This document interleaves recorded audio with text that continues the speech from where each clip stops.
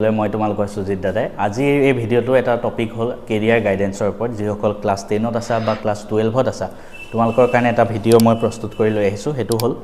আমি কোনটো career choice কৰা উচিত ঠিক আছে কোনোবাই ডক্টৰ হ'ব বিচাৰে কোনোবাই ইঞ্জিনিয়াৰ হ'ব বিচাৰে কোনোবাই এপিএসসি লাইনত যাব বিচাৰে কোনোবাই ইউপিএসসি লাইনত যাব বিচাৰে কোনোবাই ডিফেন্সত যাব বিচাৰে কোনোবাই বেংকিং হ'ব বিচাৰে তো আমি কোনটো লাইনত যোৱা উচিত কাৰণ এই সৰু সময়খিনিত আমি সঠিক ৰাস্তাটো আমি দেখা নাপাওঁ গতিকে এজন দাদা হিচাপে জীৱনত যিমানখিনি অভিজ্ঞতা হ'ল কাৰণ ময়ো মোৰ জীৱনতো মই সোণৰ চামুচ মুখত লৈ জন্ম হোৱা নাই ঠিক আছে ময়ো এটা দৰিদ্ৰ পৰিয়ালৰ ঘৰৰ পৰা আহিয়ে মই ইমানখিনি লেভেলত আজি পাইছোঁ গতিকে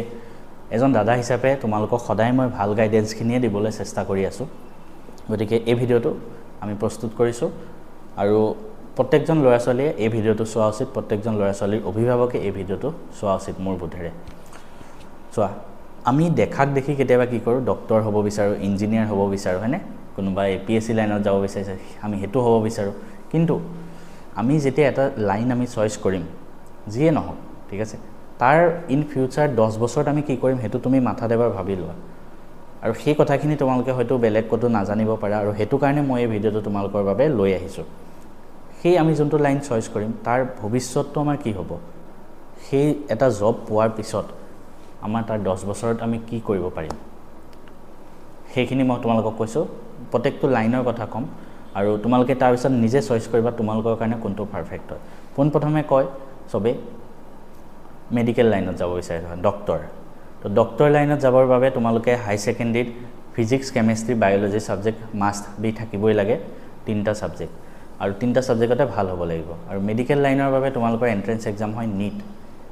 নীট বুলি এটা নীট ইউজি এটা এক্সাম হয় হেতু পাস কৰিলে তুমি মেডিকেলত সিট পাব পাৰা তাত ফিজিক্স কেমিষ্ট্ৰি বায়োলজি আহে টোটাল 720 মাৰ্কস 720 নম্বৰ 3 ঘণ্টাত আহে ঠিক আছে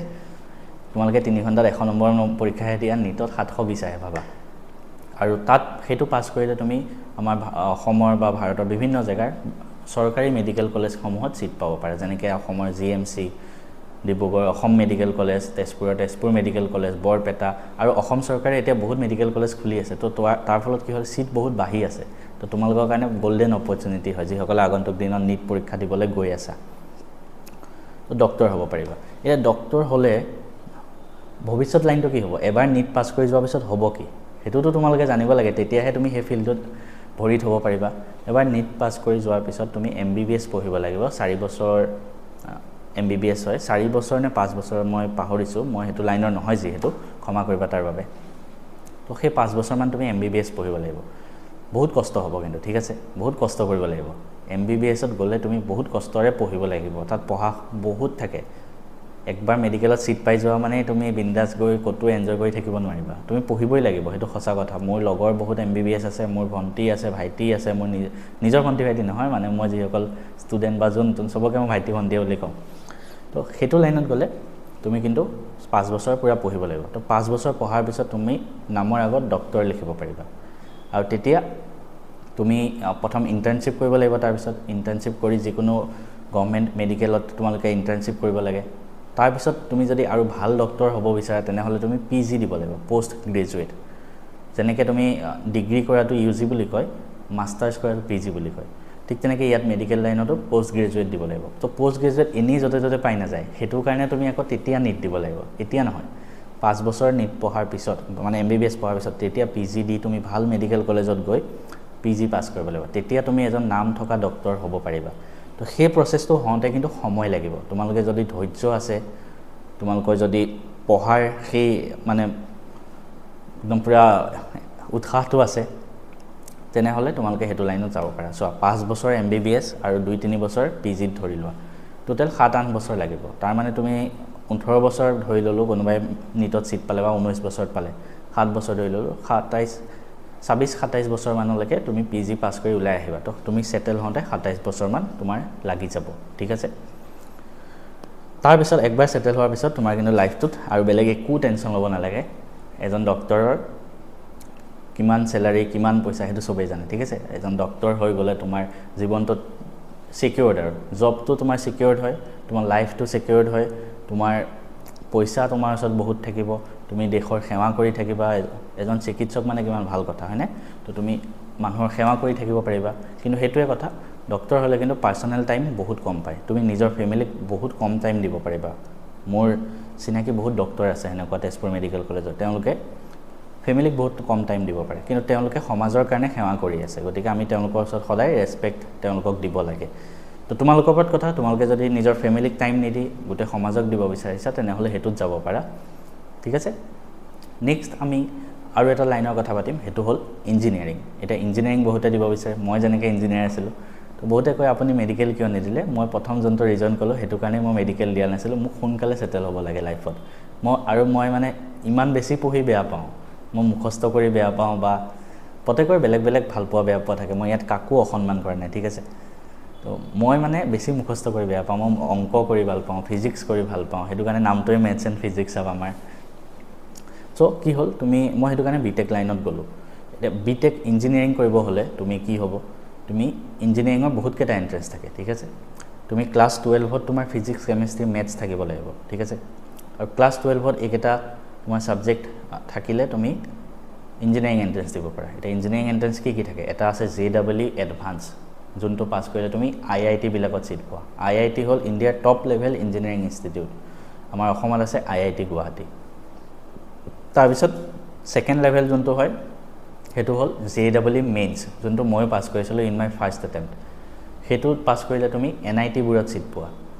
IIT তলত NIT বুৰ আছে NIT আমাৰ অসমত শিলচৰত আছে যৰ পৰা মই পাস কৰিছিলো তাৰ তলত ষ্টেট ইঞ্জিনিয়াৰিং কলেজ বিলাক আছে ষ্টেটৰ আমাৰ অসমৰ ইঞ্জিনিয়াৰিং কলেজ যেনে Assam engineering college Golaghat engineering college Jorhat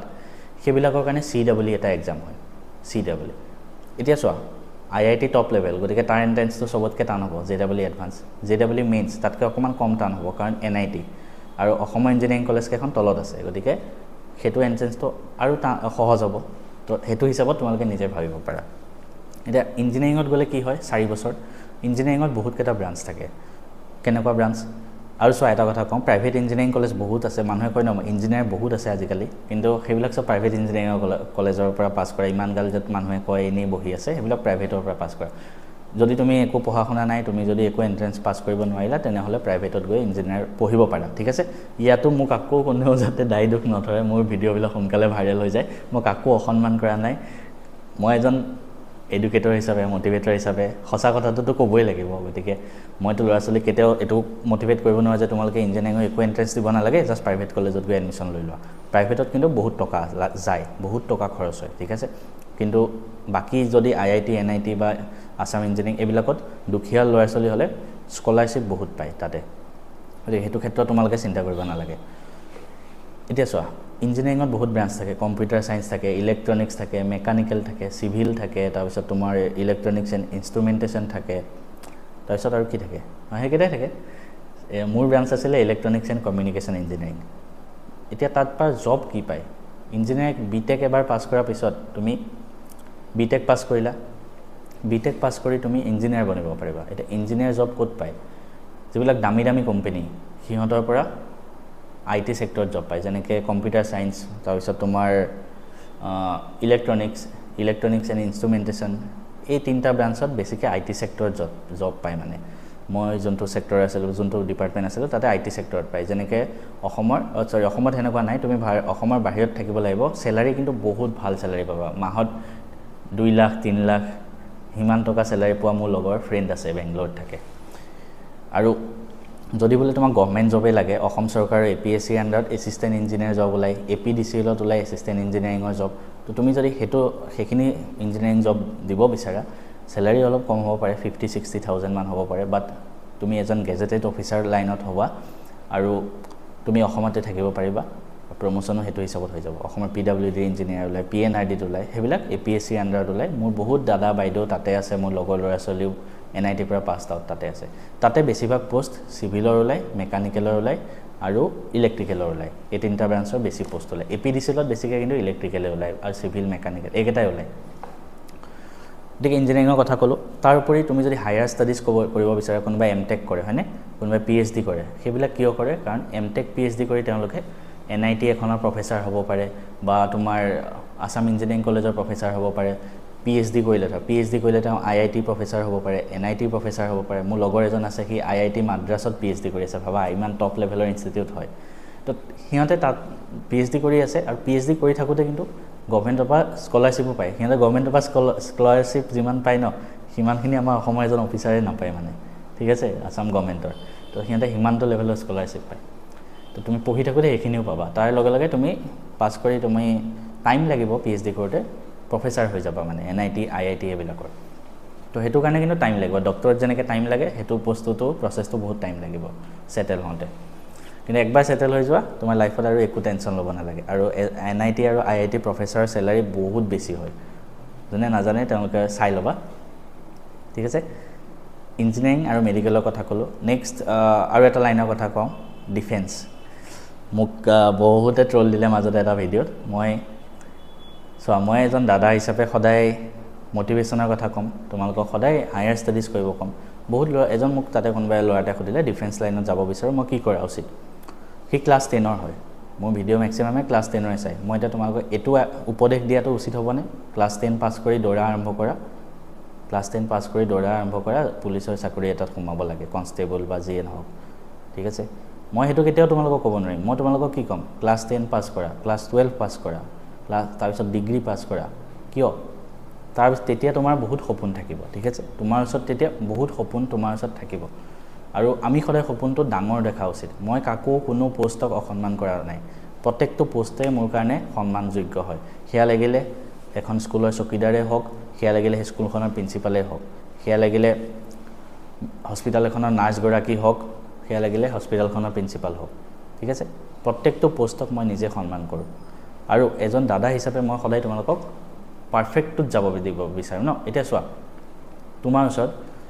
তুমি ডিগ্ৰী পাছ কৰিলা ঠিক আছে মোক বহুতে সুধিছিলে তেতিয়া মোক ফোনো কৰে বহুতে অচিনাকি মই ধুনীয়াকৈ বুজাই দিছোঁ তুমি ডিগ্ৰী পাছ কৰিলা সেই ল'ৰাটো দৌৰি আছিলে মানে ডিগ্ৰী পাছ কৰি আৰ্মি বা এনেকুৱা কনষ্টেবলৰ কাৰণে মই তাক ক'লোঁ তুমি ডিগ্ৰী পাছ কৰিলা তোমাক ধৰা আৰ্মি এটা NDA পাছ কৰি অফিচাৰ ৰেংকৰ জব দিলে আৰু এটা কনষ্টেবলৰ জব দিলে তুমি কোনটো ল'বা সি নিজে ক'লে মই অফিচাৰ ৰেংকৰ জব ল'ম মই ক'লোঁ তেন্তে মই এজন সৰু ল'ৰা ছোৱালীক ওপৰৰ সপোনটো দেখিবলৈ দিয়াত তাত মোৰ কি ভুল হ'ল গতিকে মই তোমালোকক এইটো ক'ব বিচাৰোঁ সদায় সপোনটো ওপৰৰ দেখা ঠিক আছে আমি চবেই চেষ্টা কৰিব লাগে ঠিক আছে কি ঠিক আজি তুমি এটা তলৰ লেভেলৰ জব এটাত সোমাই গ'লা পিছত তোমাৰ ৰিয়েলাইজ হ'ল যে মই ইয়াতকৈ বেছি কৰিব পাৰিলোঁ হয় জীৱনত ঠিক আছে তো তুমি তেতিয়া ৰিগ্ৰেট কৰাতকৈ এবাৰ নিজৰ জীৱনত চেষ্টা কৰি যোৱাত কি ডাঙৰ কথা গতিকে কেতিয়াও ক্লাছ 10 পাছ কৰি সেইটোত চেষ্টা নকৰিবা ডিগ্ৰী পাছ কৰি লোৱা ডিগ্ৰী পাছ কৰি তুমি NDA এক্সাম দিব পাৰিবা হাই ছেকেণ্ডেৰী পাছ কৰিয়ে ডিগ্ৰী পাছ কৰিয়ে তুমি CDS দিব পাৰিবা বা APSCD DSP ৰেংকতো পুলিচত সোমাব পাৰিবা একদম ভাল ৰেংকত বা UPSCD IPSতো সোমাব পাৰিবা বহুতে ক'ব এইবিলাকতো আমাৰ অসমৰ ল'ৰা ছোৱালীয়ে নাপায় অসমৰ ল'ৰা ছোৱালী DSP পাই থাকে মই তাতে কমেণ্ট দিছিলোঁ অসমৰ ল'ৰা ছোৱালীয়ে এইবিলাক নাপায় মই কৈছোঁ APSC অসমৰ কাৰণে হয় বেলেগ ল'ৰা ছোৱালীৰ কাৰণে নহয় তো তোমালোকৰ লগৰ ল'ৰা ছোৱালীয়ে যদি পাই আছে তোমালোকে কিয় নোৱাৰিবা আৰু বহুতে কয় আৰ্থিকভাৱে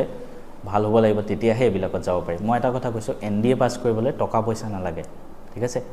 মই NDA পাছ কৰিছিলোঁ হাই ছেকেণ্ডেৰী পঢ়ি থাকোঁতে মই কোনো টকা দি পাছ কৰা নাই কোচিং লৈ পাছ কৰা নাই মই কিতাপ পঢ়িছোঁ তোমালোকে কিতাপ বোলে পঢ়িব নোৱাৰে ঠিক আছে ইউটিউবত কিমান চেনেল আছে ফিজিক্সৱালা আছে কিবা আছে NDA দিয়া তুমি ভয় কিয় কৰা তাতে ভাবে কৈছে NDAত ইমান কম পোষ্ট ওলায় মই নিজে পাছ কৰিছোঁ তোমালোকে কিয় নোৱাৰিবা মই তোমালোক একেটাইতো মানুহ হয় আমি সদায় ওপৰত যাবলৈ সপোনটো দেখা উচিত গতিকে এটাই উপদেশ দিম প্ৰত্যেকটো চাকৰিয়ে আমাৰ কাৰণে ইম্পৰ্টেণ্ট হয় কিন্তু আমি নিজকে সদায় ওপৰত নিবলৈ চেষ্টা কৰিব লাগে কাৰণ আমাৰ নিজৰ যোনটো এবিলিটি সেইটো বহুত বেছি হয় আমি নিজে নাজানো আমাৰ নিজৰ এবিলিটি কিমান আজি তুমি যিকোনো আৰ্মি বা সেইবিলাকত যোৱা তুমি যিবিলাক হাই ৰেংকৰ মানুহ বেছিভাগ অসমীয়া মানুহ বহুত কম থাকে তাত বাহিৰৰ মানুহ বেছি থাকে কিয় কাৰণ আমি ভয় কৰোঁ আগুৱাই যাবলৈ সেইটো নকৰি যদি আমি সৰুৰ পৰাই চেষ্টা কৰোঁ ল'ৰা ছোৱালীক উৎসাহ দিওঁ কি ঠিক মই যিকেইজন ল'ৰা ছোৱালীক উৎসাহ দিলোঁ তাৰ পৰা এজনো যদি আৰ্মি অফিচাৰ বনিব পাৰে হয়নে নহয় কোৱাচোন হয়তো থাকিবও পাৰে তাতে ইমান চোকা ল'ৰা ছোৱালী থাকে আজিৰ দিনত তোমালোকে কিয় নোৱাৰিবা ঠিক আছে তো এইটো লাইনত তুমি সেনেকৈ যাব পাৰিবা নেক্সট আহে বেংকিং যোনটো মই কৰি আছোঁ বেংকিং লাইনৰ কথা এক্সট্ৰাকৈ এদিন ক'ম মোৰ দা অসমীয়া বেংকাৰ বুলি এটা চেনেল আছে ডেছক্ৰিপশ্যনত লিংক দি দিম জইন কৰি ল'বা তাত মই দিম বহুত দীঘলীয়া ভিডিঅ' হৈ যাব ছেকেণ্ড পাৰ্ট এটা অতি সোনকালে লৈ আহিম